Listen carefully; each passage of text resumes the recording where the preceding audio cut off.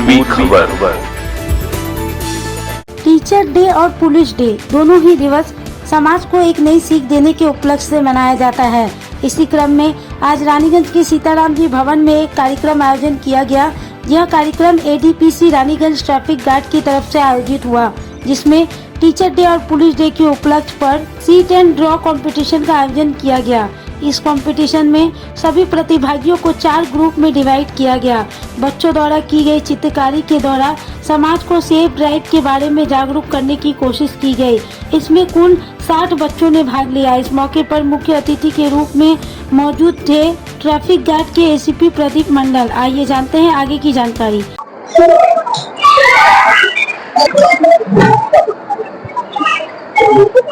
ঠিক আছে তো আসানসোল দুর্গাপুর পুলিশ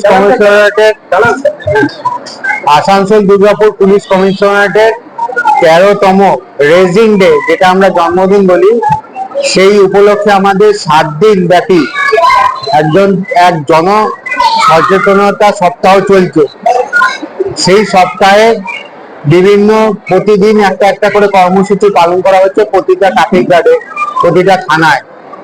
আজ 5 তারিখ 5ই সেপ্টেম্বর রানীগঞ্জ ট্রাফিক গার্ডের পরিচালনায় এখানে বাচ্চাদের বসে আঁকো প্রতিযোগিতার আয়োজন করা হয়েছিল।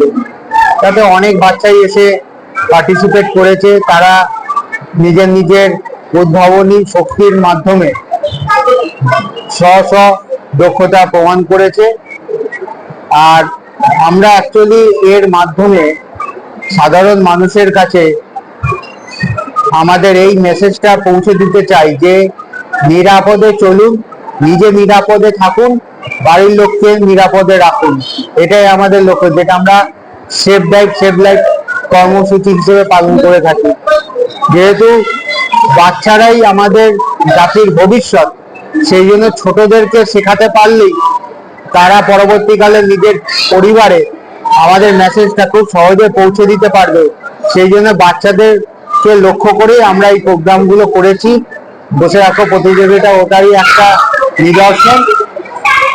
আমাদের প্রোগ্রাম খুব ভালো হয়েছে, প্রত্যেকে খুব আনন্দিত। বাচ্চাদের মধ্যেও দেখেছি উদ্দীপনা, আপনারা নিজেরাও দেখতে পাচ্ছেন।